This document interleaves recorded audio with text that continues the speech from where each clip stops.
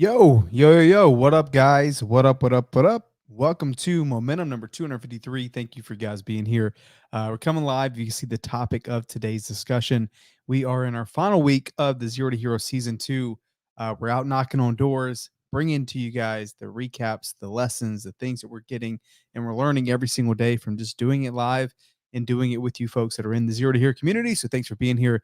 And yeah, let's get right into it, guys. What we talk about here on this channel is real estate investing. We talk about best tips, best strategies, all that good stuff to make sure you guys can get your business off the ground and take real action, not mindset, not fluff, not things that you can just like, I don't know what I'm supposed to do with this. What you can almost, I can promise you is that we're going to be real here, and I'm not going to hold anything back, and we're going to talk about the real things that actually matter if you guys get traction in your business. So without further ado, let's get into it. So today, um, out in the field on a Tuesday, we have been building up this momentum with all sorts of things, right? From other students, Brian Catalan, shout out. And then we also have Wendy.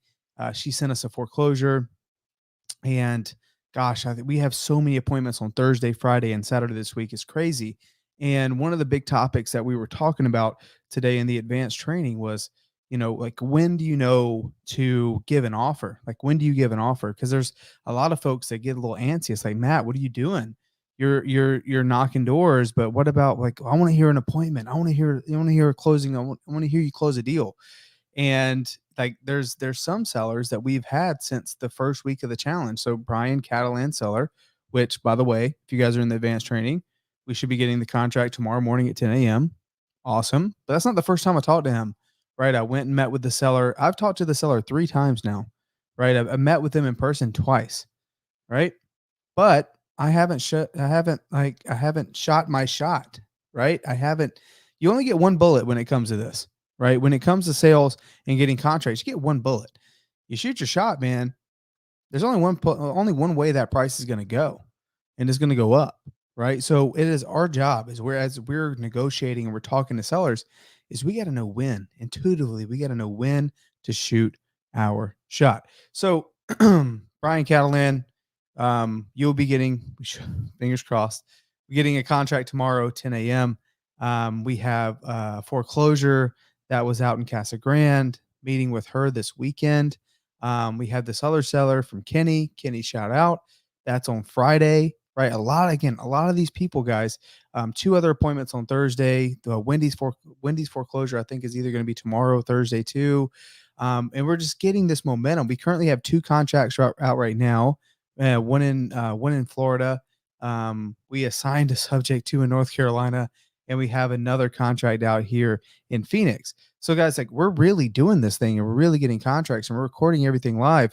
But I really wanted to come live here today and talk about when, like it doesn't just happen, right? I think the challenge is everyone wants to see like a signed contract. Everyone, even like my business partners, like, yo, we're like, when are these contracts coming in? I'm like, listen, in due time, it will happen. You just got to let me do my thing, right? These contracts are going to happen. You got to let me do my thing. I see so often that a lot of wholesalers ruin their chances of getting deals. Why do your conversions suck? Why can't you talk to sellers? Why can't you get contracts? You're shooting your shot too soon. You need the deal too much. The person who needs the deal the least has the upper hand in any sort of negotiations, right? Do you guys agree with that? I mean, absolutely, right? If you don't need the deal, right? Even if it, like, obviously we want the deal, we want to make money, but we don't, I'm not going to come off as like, hey, don't need it. That term is commission breath. I don't want people to feel like I need them to work with me, right? I want them to work with me because they feel good about working with me. I want them to be sold on me and my solutions and the things that I'm talking about because I'm convicted and I can talk in confidence. I'm not going to go into a big sales discussion here, but ultimately we got to be able to talk in confidence in anything that we do, right? So when we're talking to sellers, something that I keep in mind, no matter what, I'm trying to navigate these conversations, right? Talking to a seller, I'm navigating, hey, where is this going? Where is this going? And I'm constantly disqualifying them in my head. Hey, is this person ready to sell? Hey, are they ready to make a decision today? Right? That's going through my head the whole entire time. Okay, so, it just doesn't seem like this is something you guys are ready to do. Like, even if I give you guys a number, I throw out these numbers, and I throw out these numbers and whatever, right? And I and I can throw out just some crazy number, and I still don't feel like you guys are ready to make a decision, right? Is that the case? Like it doesn't seem to me like you guys are really ready to make a decision today. I'll literally ask that. And like, no, no, no, no, and they'll correct you if they are. No, no, no, no. Like we definitely are interested, but blah blah blah, right? And then I'll go in solving but whatever that but objection is. Like, okay, great. Let me go solve that problem. Ultimately, as I'm going through this appointment, again, I'm disqualifying, navigating this conversation. Is this person wanting to sign a contract today? Is this person wanting to sell? And if I feel any sort of way, if there's a decision maker not present, I'll end the appointment. There's no point of having it, right? I'll build some rapport with the other spouse or the other person or the father or the son or the uncle or whoever. I'll build some rapport with them, especially if they're on like obviously if they're on title. But if there's another decision maker, I'm not going into price ever. Ever, ever, ever. I will not negotiate price. I won't drop. I won't do any of that without the other person there. Right. I mean, that sounds pretty basic, but I mean, I even catch some of our more skilled salespeople doing this all the time. They know our rules. They know the commandments, so to speak, the sales commandments, but I still see them talking to sellers over the phone. Oh yeah, no, I'm the decision maker, but my wife, yeah, we both want to sell. It's like, okay, great. What do you guys want for the property? Oh, I don't know. What, when they start negotiating price, I'm like, yo, the wife isn't there.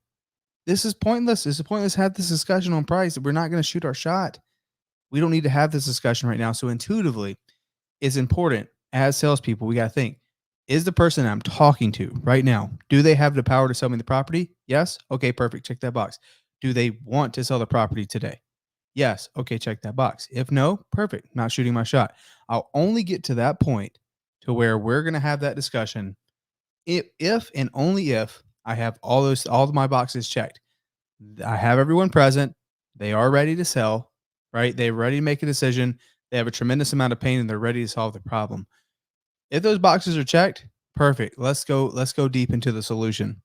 If those boxes are not checked, I will not shoot my shot, right? I'll disqualify, I'll pull away, right? And a lot of again, I want to harp on this because there's been people like asking, like, so when is the close? When is the close? It's like, look, by the time I get to the close and I get to the contract, it's already done. The deal is already done. Like it's like the close was conversation number one, conversation number two, conversation number three, conversation number four, and then conversation number five. Oh, yeah, Matt. Okay, great. Just send it over to me. I'll look over it and we'll get it signed and we'll send it back over. Okay, that's the easiest thing. That's not the close. The close happened on all those conversations along the way. Me dropping seeds, me, bleeding this conversation of, hey, here's an idea. Hey, this is how we can help. Oh, well, if you sell to us or someone else, this is going to be kind of the situation, blah, blah, blah, blah. Right? I'm dropping the seeds and I'm planting these ideas along the way and I'm getting them to where I want to go. But again, as salespeople, they have to have the epiphany of the things that I'm talking about. I can't say, this is what you should do. They have to feel like they came up with the idea on their own, right? They have to feel like, oh, that is a really good idea. You know what? I really do need that. And like I've been really searching for this solution and blah blah blah, right? And the next thing you know, like, oh, well, no one else has offered me that solution that you have, right? They have to get to that point of their own, and sometimes it's not on conversation number one. Sometimes it's not on conversation number five. Maybe it's on eight. Maybe it's on 10. I still the whole time, I'll go to an appointment and sit there and talk to someone for 45 minutes, not get the deal yet, not drop a price. Like the whole entire time, like I had Kyle, who's like with us on the advanced training, like his first like 5 or 6 appointments with me, he's like, I don't know how you sat there for like 45 minutes and didn't even talk about price at all. Right? I'm like, it's not the time. It's not the time to do that. Right? I need to get all my boxes checked. I need to make sure this is someone that they're ready to make a decision. I need to make sure that I'm not going to be entering into a bidding war. I'm not just going to throw out a price. So guys, I just think as you go through this, right, and as you get better with your negotiations, understand that your number, your price, especially in a competitive seller's market, means everything, right? Do not give that out so cheaply. Do not just give it to someone and think, oh, yeah, well, they're not going to shop. They're going to shop it around. I promise. What they can't shop around is your solutions, right? What they can't shop around is like your unique value proposition and you being the person that can help solve their problems. And there is something to say being the first one to offer it, right? Because there's been times where I'm like, yeah, well, I mean, we could do post possession and, we can help you with moving costs and we can do all these things, but it doesn't seem like it's something you guys are ready to make a decision right now.